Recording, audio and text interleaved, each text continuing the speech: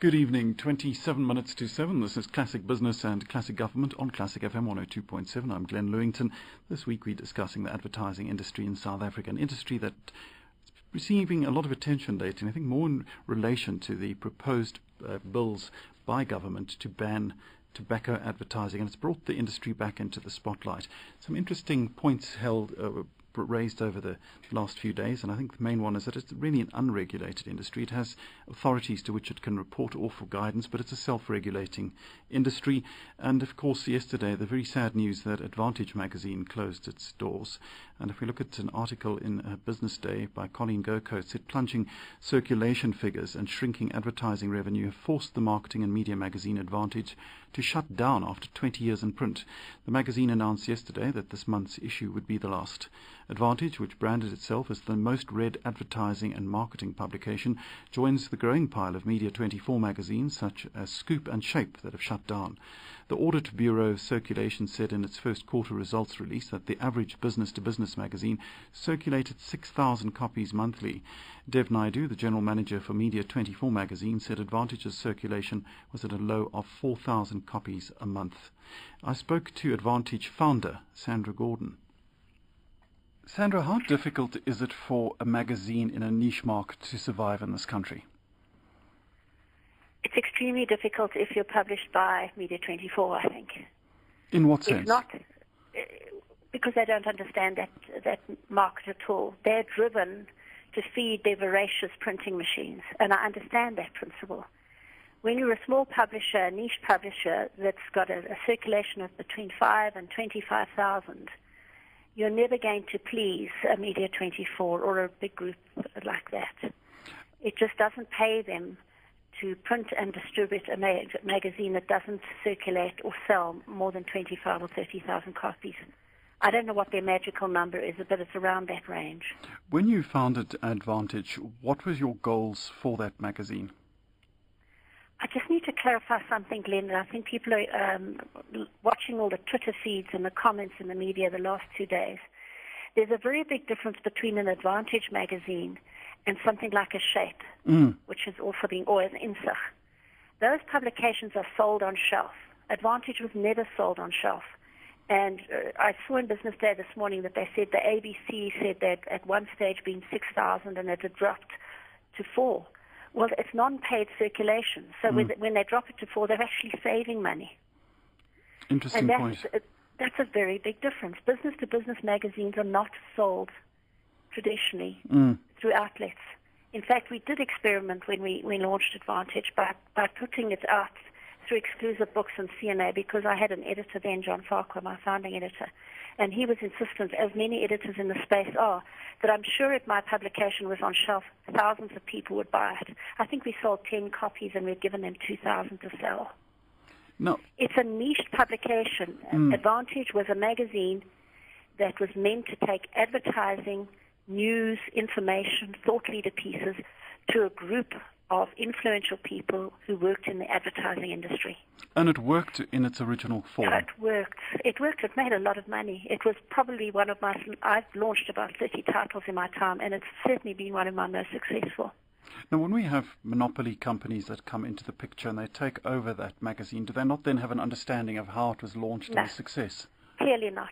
One of the comments that was left out of my piece on Business Day this morning was that I felt sympathy for the current management who were trying to get it right, because they don't understand it. But I have no idea how the previous regime purchased that business in the first place. Based on 6 or 7 magazines that they purchased, they were small. There were medical titles that circulated, 7,000 free. There were highly specialized magazines for the equipment hiring industry, the advertising industry, the analytical chemistry industry.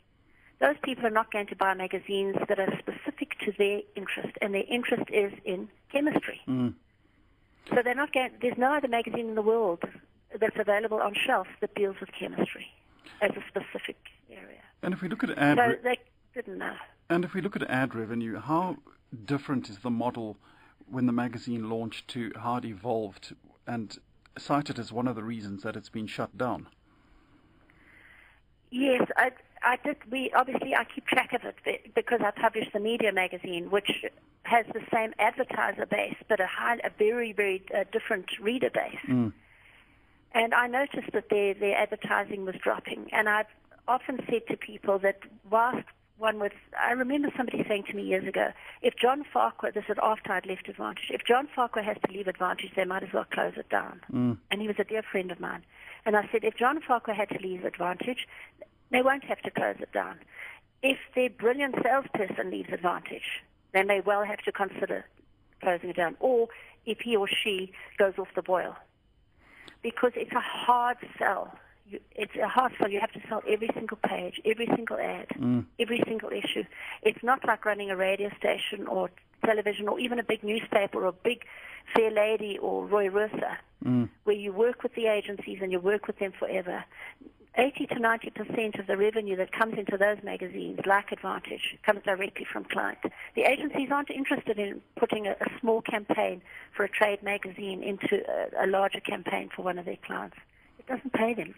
If a magazine, or like this magazine, Advantage, is closed down, is the damage irreparable? Could it be resurrected? I think it depends on who decided to resurrect it. Obviously, I did give some thought to relaunching, but I have the Media, and I'm very satisfied with its positioning and its financial performance. I think it has been damaged. I think it's been damaged over the years by the editorial team who allowed advertising to creep in, and by advertising people who put pressure on editors to do things. And also these magazines often act as a promotional tool for the editors rather than to reach and reply to the interests of the readers, which of course you don't have in mainstream media. If your ego gets too big for you on radio, they'll get rid of you. I'm not going to comment on that. Sandra, well, we've seen it haven't we? Sandra, what lessons do you believe we can learn from this, from media and an advertising point of view? Well, I just think that small niche publishers, and there are many healthy ones surviving as I speak. There are lots of them. And they're doing very well, and they've always done well, and they've entered the digital age quite nicely. Another thing that Media 24 never did with those niche titles is to apply their minds to how to do the digital side of Advantage or Hire SA or Analytical Reporter. They just haven't given that thought. I'm not entirely sure why. It's too small for them. Whereas if that was my bread and butter, the lesson I think that one needs to take from this is that it's a highly passionate, driven play, where if you're a very big publisher, just in any other big business, these are just assets that you have that you can close down, you can start up, you can revamp, you can reposition, you can sell, you can buy, because you can. If your livelihood depends on a clutch of 4 or 5 magazines and online sites, then the passion that is required is extensive, and it's something that I don't think any of the big publishers understand particularly well across the globe, never mind locally. Do you think that social media and advertising is being driven more into that arena and taking it away from print? Well, I've just been asked to comment on another article that appeared recently in Daily Maverick about how low the percentage of digital advertising is in South Africa, and there are a number of reasons for that. And one of them is, of course, the speed of internet and all that other sort of stuff. But one of the biggest problems, in my view, was that the early adopters of digital online publishing, and that's not only the big groups, that were entrepreneurs and people with passion, started out and got desperate and didn't know how to work it. So they sold the ads at a very low rate, much lower than you would ever pay in print. And that's why the model is so difficult to compare to print or radio. And now they're suffering from that business decision because it was a financial model that simply can't work. There's, if people are struggling with paywalls and across the globe and locally, some are starting to get it right. This would have happened in any other sector of business in the world. When a bullet comes along that shakes the industry, they all have to think twice. And it seems to have taken a long time. It has been, I suppose, since the mid-90s, I guess. And niche media in South Africa, do you think it's becoming more competitive for them, or that they have a captive audience and that's where the success lies? The second one. It's a captive audience and that's where the success lies. And if you get it right and have a passion and involve yourself in it totally, you can do extremely well. Sandra Gordon, founder of Advantage Magazine and CEO of the Media Magazine, thank you for your time on Classic Business and Classic Government.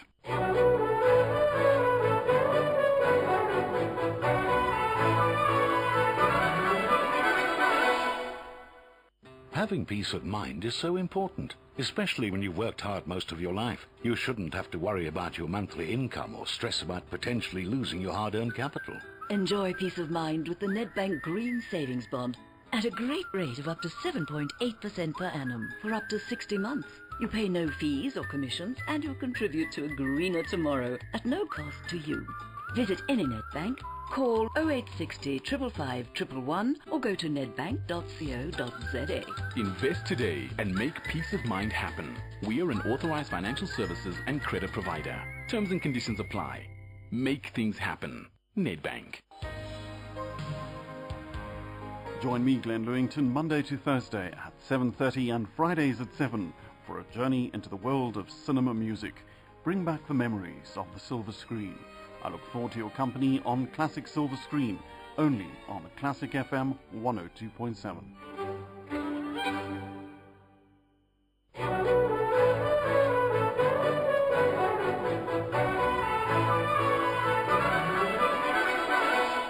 Classic Business and Classic Government. It's exactly 7:15 in the studio with me, Jerry Mpufane, CEO of the Jupiter Drawing Room. Jerry, nice to have you in the studio. That's good evening to you. My greatest pleasure. Happy to be here.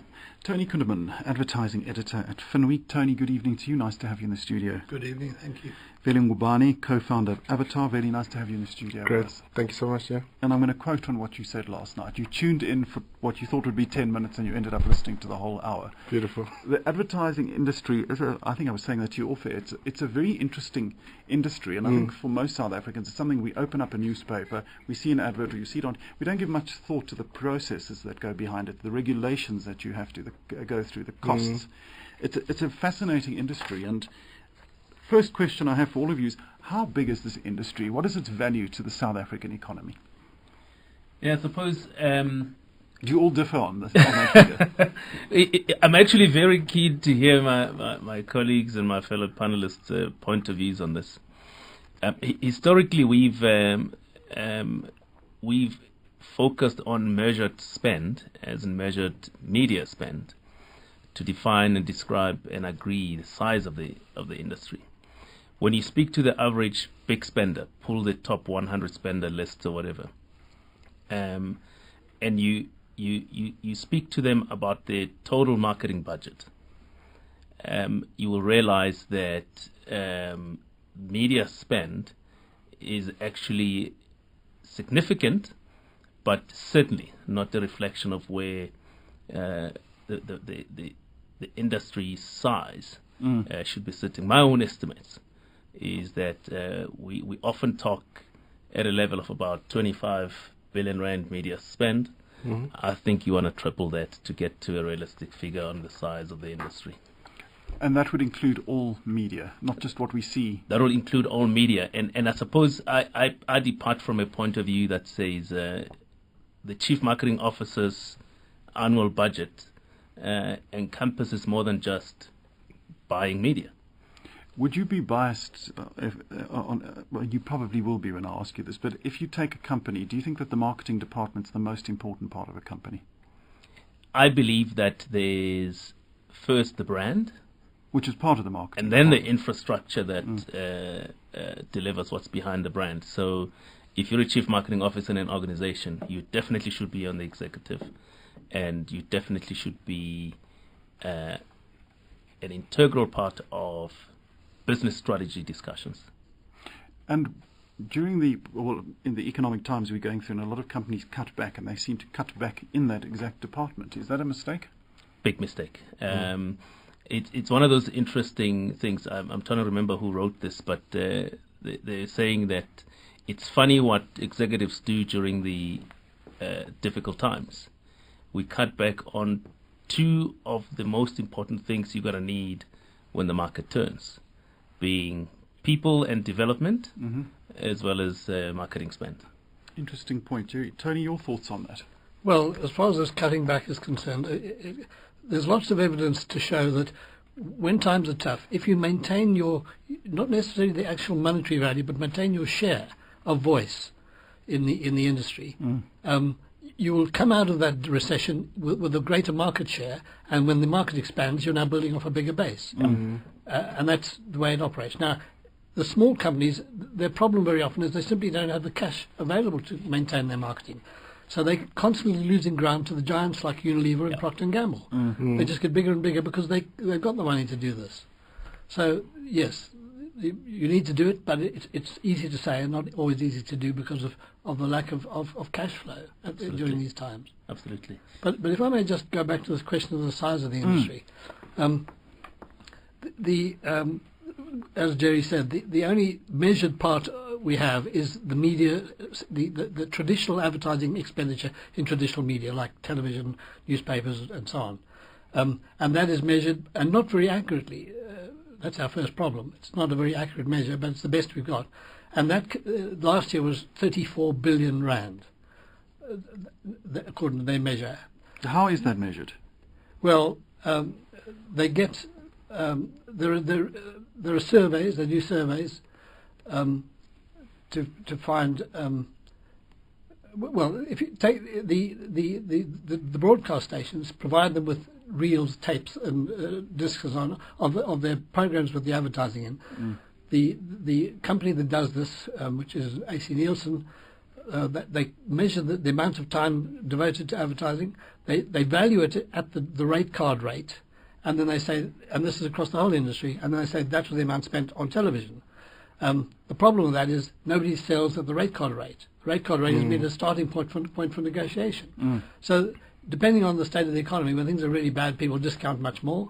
When things are good, they maybe don't discount. So that variable comes into it. Yeah. But it could be as high as 20% discount on average, even more, I would think. Yeah, even more. I mean, in fact, during what we've experienced in the last sort of 3-4 years of the recession, and part of the reason why there was sort of the slight surprise of television still remaining a key feature on the media schedule was that television was discounted so much that you were spending similar budgets on radio as you would be spending on television.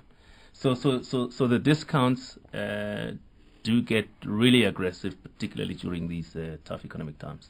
Yes, and you see the impact on the industry, the advertising communications industry, in the way these vary. I mean, newspapers go back 10 years, say.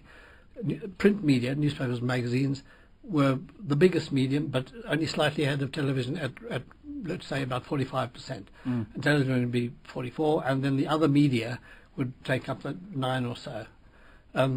Today, television is now 56%. Radio is down to 33%. At least print media are down to 33%. So there's been a massive shift in orientation of advertisers, and the reason is that the print media have been the least successful in integrating with digital media. They haven't figured out how to do it, and it's not easy because there are no obvious ways.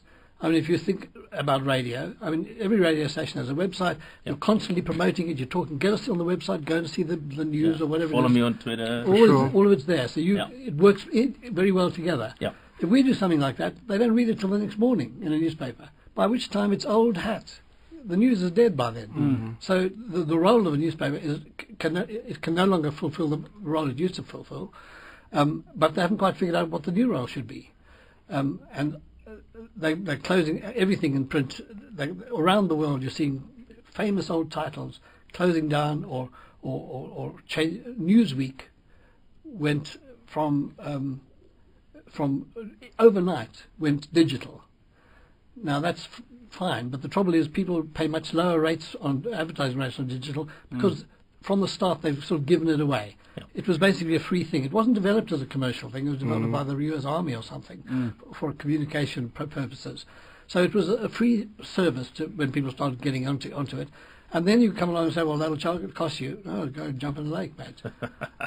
And so if you switch, as Newsweek have done, from overnight, from a printed weekly magazine to a digital online thing, your advertising revenues immediately fall. And in our company, the Media 24, they still are the biggest print publisher, but they're also the biggest online publisher, and they're in fact the biggest media company in the country by far. And they've seen a ratio of roughly 15% to 20% when you switch. Your revenue falls to 15 or 20% of what you had before. Wow. Now all of a sudden you don't have a viable business. And I think the turning point, we've been talking about turning points for about 5 years, ever since Landlord wrote that book. And we keep predicting the turning point. I've done it several times myself. But I think this has really happened this last Christmas. Everybody went away in November thinking, well, they still had a business in print publishing. And, you know, there's the December break, and you come back in January, and suddenly a lot of them realize they don't have a business. And we've just this week, it's been some print publications in our group have been closed down, like Advantage. We were hearing from Sandra Gordon earlier. This is the turning point, in my opinion. It's right now, and there'll be more of this happening, and it won't necessarily be spectacular big ones, because it'll be the marginal publications will go first, small ones with just scraping along, and they sort of hang on by their fingernails, and eventually they can't hang on any longer, and they go. And it's because you're combining major economic drifts, and remember we had this massive recession in 2008, and now we're not quite repeating it, but we're having the double dip is happening as that we all feared. So it's quite serious now, and the second tranche will be the killer for many publications, I think. Interesting point, Veli. You have the floor. Great stuff. I think you know, I tend to agree with Jerry and Tony on the numbers. It's much bigger, and what really fascinates me is the related industry that are growing and the new agencies that are launching that are related to technology. So and those aren't measured. You know, the innovation around the new companies that are coming on, the more specialists come. I mean, the catchphrase at the moment is your content marketing. We've got content marketing specialists that are related to marketing. So it's big and it's growing, and I think that's a fascinating bit about this industry. And I think the figures are just really an indication, but the true reality is that it's probably 3 to 4 times bigger, and it carries on being bigger because people, you know, the consumers become cleverer. You know, so there needs to be a more innovative way. So people are starting very innovative companies to actually capture the market and capture to where the consumer is at the moment. And the influence of technology just almost adds a new dimension to what marketers do. And I think that is behind the growth, as Tony was saying, and that's going to continue to carry the growth. How do consumers interact with this technology to get marketed too, really? Do you think there's room then for small players in the industry? Will we eventually see just the 5 major players that we have?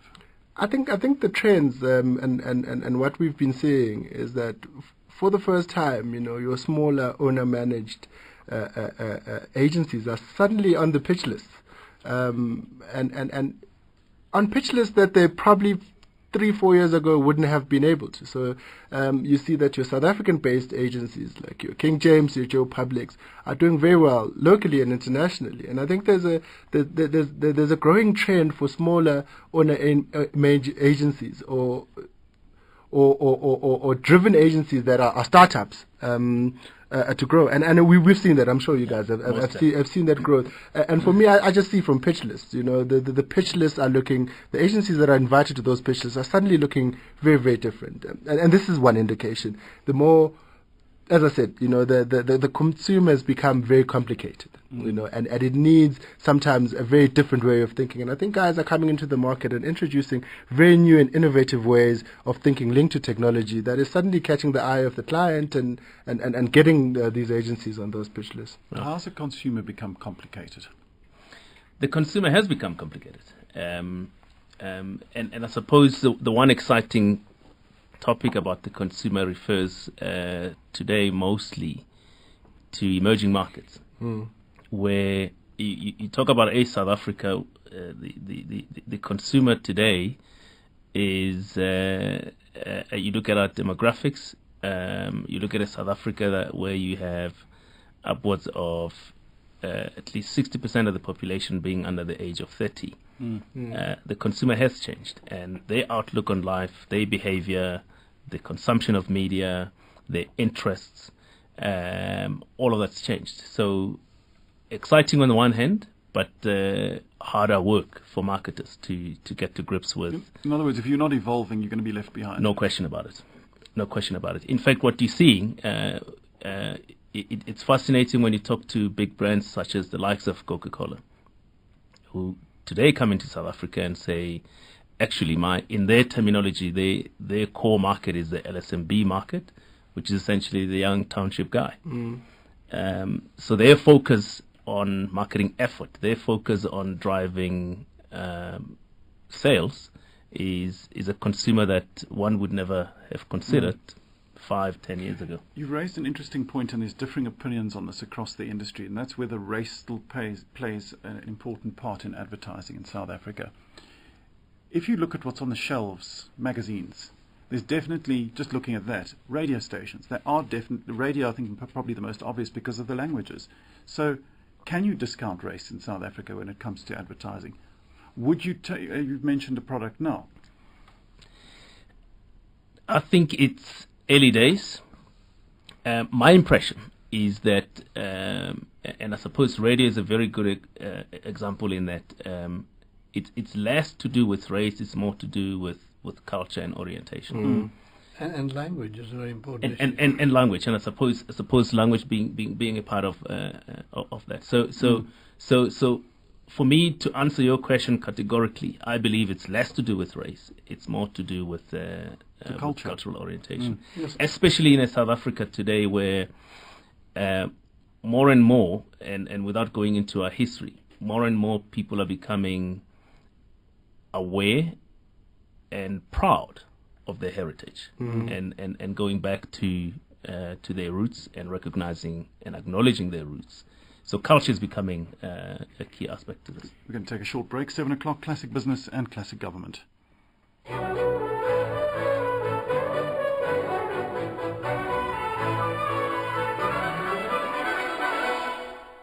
Free data just got bigger and better with MTN. Mzansi, you can get 2 gigs of free data every month with the MTN 3 GB internet package for only $2.99 per month. And it gets much better, because you can get 4 gigs of free data every month on the MTN 5 GB internet package for only $4.99 per month. Free data can be used all day and all night. That's more mahala on your world-class internet network. Internet packages available on a 24-month contract. Conditions apply.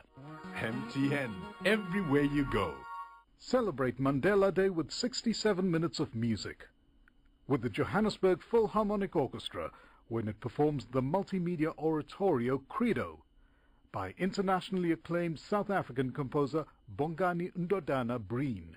The soloists are Sibongile Kumalo, Otto Maidi, Monica Wasung, and the Gauteng Choristers, conducted by Jonas Albert.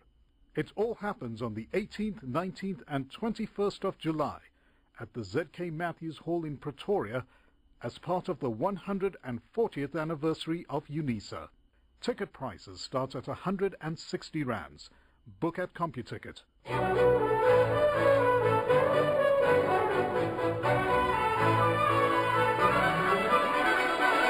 2 minutes past 7, Classic Business and Classic Government. I think we always raise interesting points when we're off air, so I'm going to bring it into the studio. And that's, again, we're talking about the issue of race. I think when we talk about race, and correct me if I'm wrong, the way it's portrayed in South Africa through the media, it's automatically a sensitive word. And when you're talking about advertising to race, I think you've all alluded to the fact that you're actually looking at a culture thing, and we're misinterpreting the race word. It's culture and identity. For sure, and it's in knowing the interests of the people. I think previously in the industry, because they sat around and it was almost fair to say, we are targeting this group, and you forget the interest, and then it looks like it's for that race. Now, we're dealing with the consumer that was born in the rural area, probably went to a township school, and now works in Sandton. So now that person has got multiple touch points. So where do you get that person? So, and I mean, I think the advent also of how society is starting to organize itself around interest rather than race. I mean, you see of your friends on social media. You don't count how many white friends you have and how many colored friends. Shared interest. It's just shared interest. Now, brands need to start understanding to tap into that shared interest, because race becomes a default. It's still important to understand that, but it's interest first, and being able to serve brands to be able to serve those people with the content that interests them.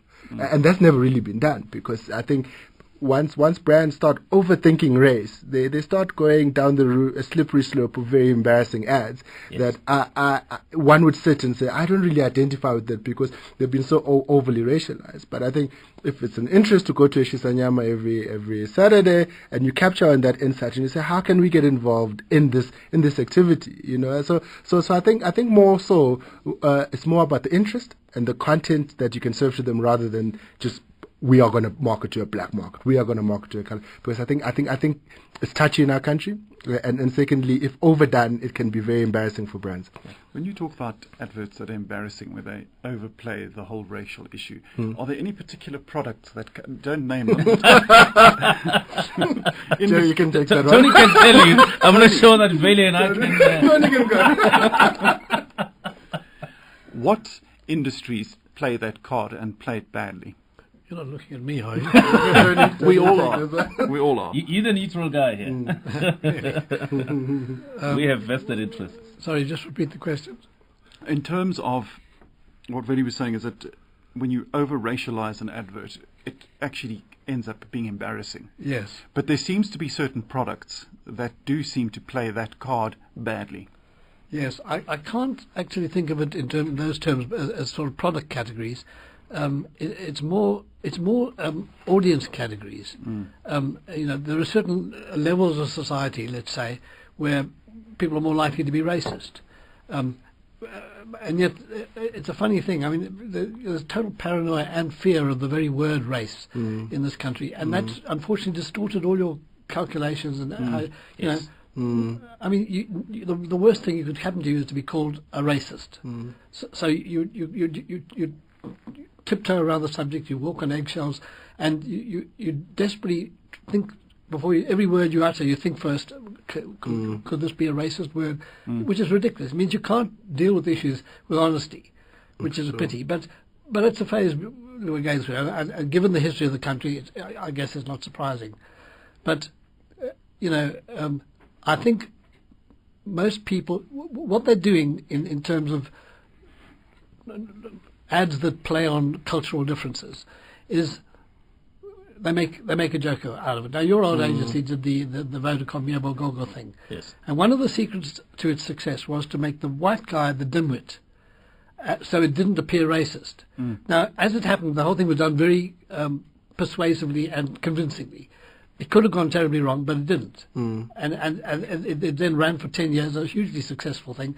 By the it was interesting. A sociologist would have found an interesting study, that thing alone, to see how their attitudes of the characters changed over the years. By the time they reached the end of it all, they were kind of buddies, weren't they? Yes. They become friends through the time. Yes. Yeah, they got to a point where they were playing pranks on each other. Yes. So it was a friendship at that And it was happening both ways. Yeah, absolutely. And that's become a catchphrase in South Africa as well. Yes. Big time. Absolutely. Big time. And I suppose there's the interesting, and I'm speaking for myself, what do I do? Why do I do what I do? There's an interesting thing about advertising, its impact on society and its influence on society, is that advertising not only is just about selling product service. What you're finding is that it also begins to define cultural nuance, because it is a persuasive form of discipline. So when you start using those examples such as Yabogogo, etc., you begin to see how a subculture was created on the back of an advertising campaign. And that's the level of influence you get out of the kind of work we do. Yes. Do you not find it interesting that most South Africans that lived through when television was phased in the mid-70s, and the advertising came just, I think, before the 80s, that everyone still knows... 76 was when it started. 78 was when it went commercial. Commercial, correct. In fact, the first, I don't think it's a product that exists, the first advert was Big T Burgers. That's right. Yep. But is it not amazing that we had a very limited amount of products in the country due to sanctions at the time? And if you speak to South Africans, probably over the age of 40, they all know those adverts and the jingles and the catchphrases, and those brands have remained incredibly strong. Yes. Well, brands are, I think, are seriously under threat from the new media. And perhaps it's not the media that's causing the threat so much as the public, which is responding to the new media. The new media, or medium, the digital medium, reflects society's needs. And for example, the youngster of today is very skeptical and iconoclastic. He doesn't hero worship hero figures at all anymore. And brands used to be regarded as sort of hero figures. Now people are much more skeptical. They would rather trust the view of a friend or another person of their own age, maybe not even a friend, a total stranger. Yeah.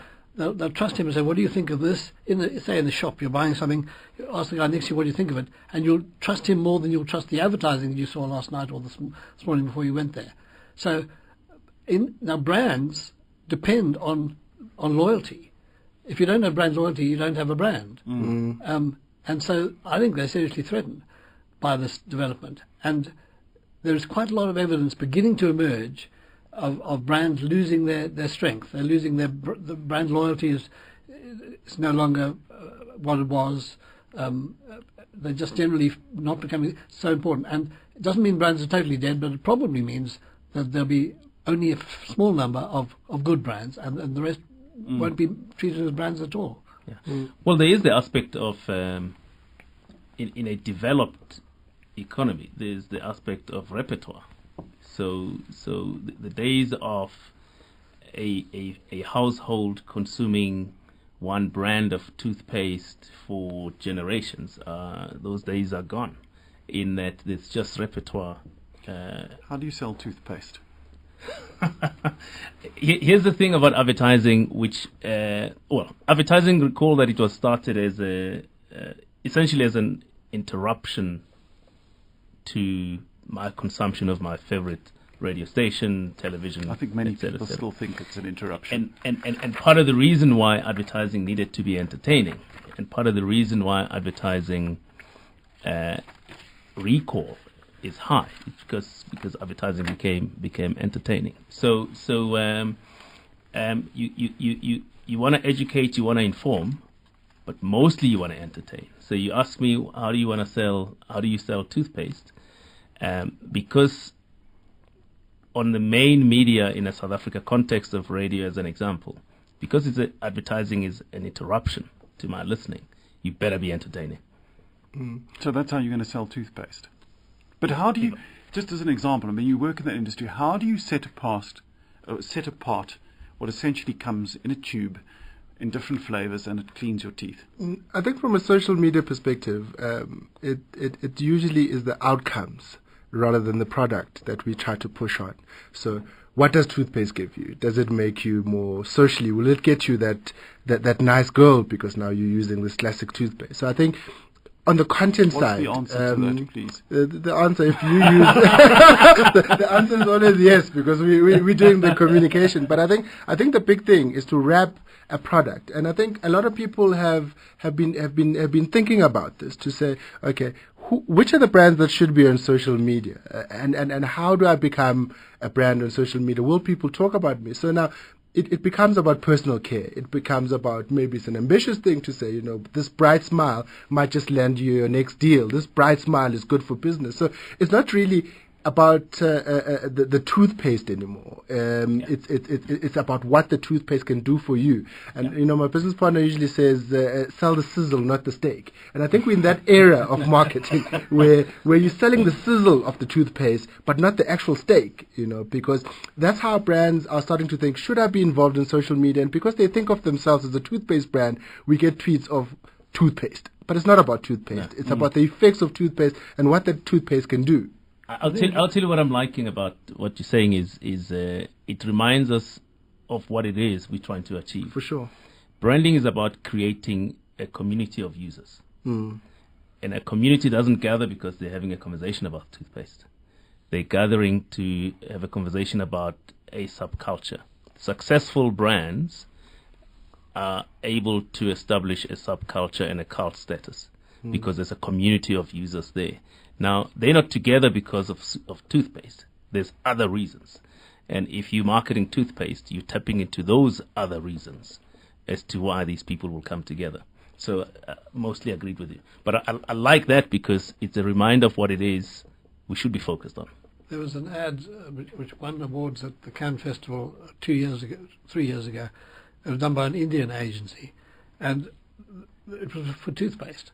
And they used the toothpaste, and it was so successful when they opened their mouth, it lit up the room. It was so, the teeth were so white. So they had these guys strapped onto motor cars. The car driving on with one of them strapped in his bonnet, and he sort of pull a little signal to them, and they'd open their mouth and see the light.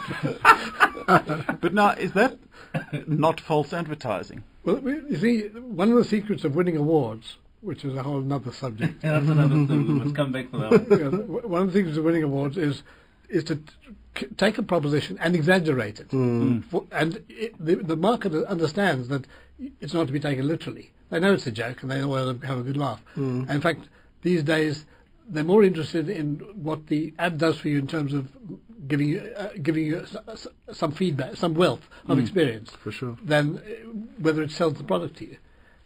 You can have a. I mean, you're in a bar and there's say 50 or 60 people in the bar.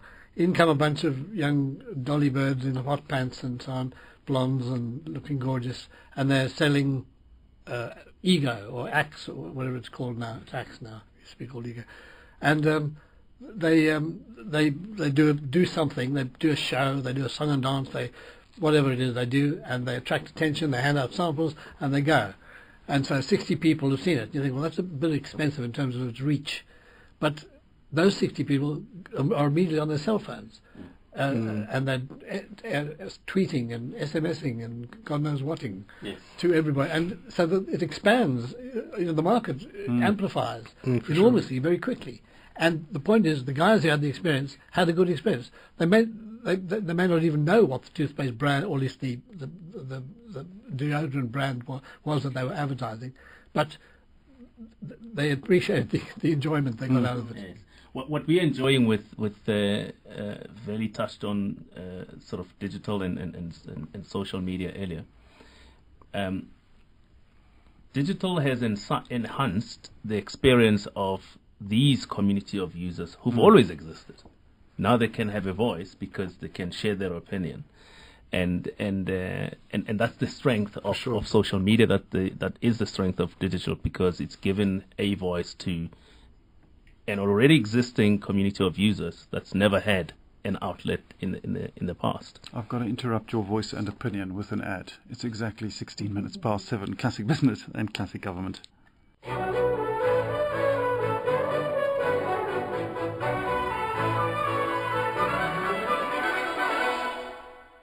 Free data just got bigger and better with MTN. You can score 4 gigs of free data every month on the MTN 5 GB internet package for only $4.99 per month. It gets even bigger. Get 8 gigs of free data every month with the MTN 10 GB internet package for only $8.99 per month. Free data can be used all day and all night. That's more mahala on your world-class internet network. Internet packages available on a 24-month contract. Conditions apply.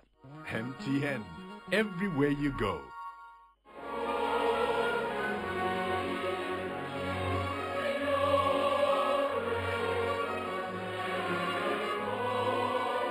classic greats, classic cinema, music that touches heart and soul.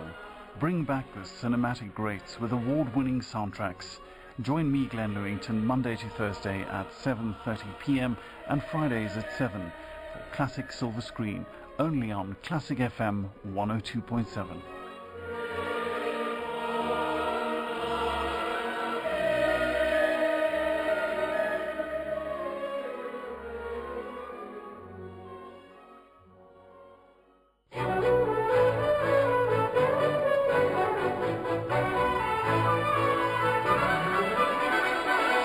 18 minutes past 7, Classic Business and Classic Government. Just a quick question. We're talking about ads and they must be entertaining. You used the word that they're interruptions, so they've got to be entertaining. If you have satellite TV, you can actually fast forward the interruptions. Are you finding people find television advertising becoming a hindrance? We're not there yet. I think if there's a percentage of people, and I believe it's a small percentage now, if there's a small percentage of people who are able to skip the ad, it'll be the people who are essentially on PVR, because you would have pre-recorded your viewing and you focused on the limited time you have, go straight to the content and focus on that. The average viewer, and I'll speak for myself, if I'm watching television, the remote is far away from me, because I cannot imagine how you're sitting there at leisure and all you're doing is every 6 to 8 minutes fast forwarding this, fast forwarding that. I think the fears that they had have not really been realized. No, I think they haven't, and I think there's also a clever way of integrating your brand content into shows. I think MasterChef does it beautifully with Robertson, where part of the exciting thing is integrating and making it possible for people out there to actually make that meal. Now, it's valuable to the consumer, so there's a very clever way. But I think there was a big fear about that, but I don't think it really has materialized or impacted. I don't think we're there yet. Yeah. Also, just to shed some light on a story that probably last week with the SABC and ETV, there are complaints about how the actual volumes of audience is actually mentioned. Now, that obviously impacts advertising because you're not going to advertise in what is probably a low volume area. But how accurate are our figures measured for television? How are they measured? And what are the SABC and ETV? What is the exact complaint? I'm not 100% up to speed with this particular complaint, but research in general is never perfect. Start from that point of view. Measuring the audiences watching television, the way they do it is they put an electronic device on your television set which records what you're watching, and then each member of the household has got to punch a button when they go into the room and to say they're in there, and punch the button when they go out again. And in this sort of process, it's very easy for people to forget, to walk out and not come back and will not press the button. And the other possible cause for misleading results is your sample has got to be demographically representative. So your sample's got to have X number of black, sorry to use the word, X numbers of Indians and all demographic groups, and male and women and female, and age groups, and when you've got all those right, the same percentage as the overall population, with a sample of, I don't know what it is, about 15,000. Is it 15,000? EMS is about 16,000, and I think TAMS is lower. TAMS and RAMS are lower. Yes. So that box that you're talking about that's put into a home, how many people is that then reflective of? Well, the numbers in the household. And I suppose so it's only measuring, it's not a generalization of that household is doing this, so in that area, no, we assume more people are doing something similar. The idea is that, as I say, these demographics must be equivalent to the reality out there. But if you've got it right, in America when they do political polling, they use fairly small samples. I mean, for the huge 250 million Americans, I know maybe 100 million are going to vote, and they'll do a forecast of results based on a sample of a survey of 3,000 people. And all it means is the degree of accuracy is slightly lower what do they call it? I forget the term for the. Anyway, it doesn't really matter. But the percentage, it might be a margin of error of say 2% or 3%. But that seems quite small, and it's still quite good to give you a general picture. Yeah. But having said that, they've often got it wrong in American polling, and because they do so much polling, people kind of depend on it, and they get influenced by it. People love a winner. They see that one candidate is ahead of the other, and so more people are likely to vote him because they know that. Yeah. Which is crazy, but that's the way people think. And some years ago, when Ronald Reagan was candidate for the first time, the people who do the polling, these smart young sort of city slickers with their clipboards and so on, in the Midwest, one of these young guys wearing a flowery shirt, pink shirt or something, comes to your door. Well, you don't trust him. I mean, this guy is not a farmer or a coal miner. He's some New Yorker. And so they predicted that Reagan was going to lose, and he won by an overwhelming majority. Afterwards, they decided it was because these people in these conservative areas wouldn't tell the truth. They told them untruths. They said they were going to vote for this guy, but they were really going to vote for that guy. And that was simply because the guy doing the survey, they didn't like or trust. But these days, less and less of it is done with men in clipboards. Yeah. But regardless, I mean, I suppose 2 points to make on research. The one is there's the generally accepted principles around research and sampling and so forth, and we accept those, and we use that information for and the accuracy. Yeah. Equally, touching on the earlier subject of an evolving society, a changing society, etc. The methods of old couldn't be relevant today. So research methodology also has to evolve with an evolving populace. How's it evolved? Just an interesting thing about that. You know Butch Rice? Butch Rice, and his company is called Pondering Panda. Pondering Panda. Pondering Panda. Is surveying. Pondering Panda. And he does all his surveying on the cell phone. And there is no better way of reaching people. Everybody's got one. You can reach the entire market. You don't need to go out there and in this country, the problem they're running into when they go doing surveys door to door is that people won't let them in. And if they do let them in, they've got a couple of savage dogs which are liable to rip them apart before they get to the front door. But the cell phone is perfect medium for it. And but they have, except for Butch Rice, who keeps scorning the others who don't do it. The rest of them haven't woken up to the fact. You got to change methodology. I mean, if you consider usage of media, and cell phone is becoming sort of the most pervasive medium now. We know that the average person is spending less and less time on television. We know the average person is spending less and less listening time on radio. And then Tony mentioned what's happening to print earlier. So your methodology obviously got to take all of those new dynamics into consideration when you begin to do measurement and so forth. And the internet has actually gotten us closer to the consumer. At any point of time, you can actually get a feel of what the country is thinking about live while it's trending. And I think, for brands, it's gotten us much closer to the consumer like we've never been before.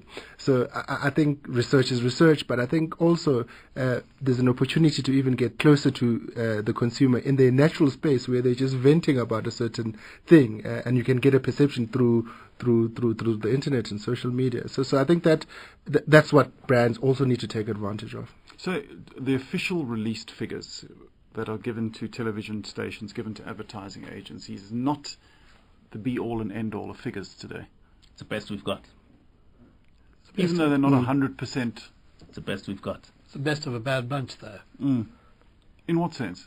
Well, the figures are vary enormously. And, if you're a reader of something, you don't... somebody may stop reading it during a research period, But you don't. There's not massive shifts from one month to the next or one quarter to the next. But sometimes you'll see with these surveys a sudden explosion of audience or shrinking of audience to nothing. And there's no apparent reason for it. And it's often in defiance of the other measures. I mean, there are situations where newspapers will see their circulation going up, but their readership, according to AMPS, going down. Now, circulation is a hard number because you can actually count the number of papers that are sold, and that's the number. There's no two ways about it. But to get how many people are reading it, you've got to conduct surveys. You've got to ask people, do you read this, do you read that? And there's there's memory decay, there's prestige claiming. I mean, you can insert a phony title in your list of titles. You know, a list of titles, which of these do you read? And you put in a manufactured one. And 2 or 3% of the market will tick it off and say they read it. Because it sounds familiar to something they do read, or they feel that they should be reading it, and they wouldn't like to, even though that you don't know this guy, you'll never see him again, you don't want him to think bad of you. So you kind of claim, I read The Economist, of course. And you maybe read it once every 5 years. Let's have a final question as we wrap up the show in about a minute's time, and that is, what defines advertising in South Africa? What sets us apart? My view is that South Africa is full of innovation, mostly because South Africa is always constantly changing. So the conversation today is very different tomorrow. And if there's a defining factor to South African marketing, South African advertising industry, is the recognition that as professionals, we're conscious of the fact that times are changing, concepts are changing, cultures evolving, and as a result, we're forced to innovate. Tony? It's a very difficult question, and if you've only got a minute, I don't think I can do it. Try. But it's evolving. It's moving.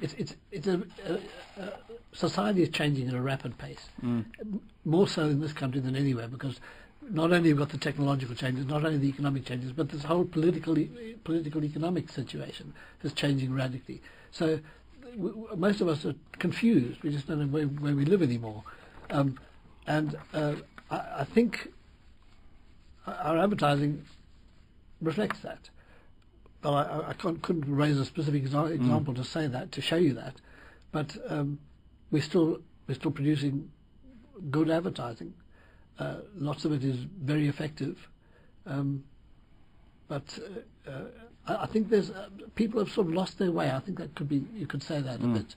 There was a time, I would say the glory days of South African advertising were probably in the 90s, when that's when agencies were producing lots of award-winning work on international competitions, and the big multinational agencies had not moved in a big way yet.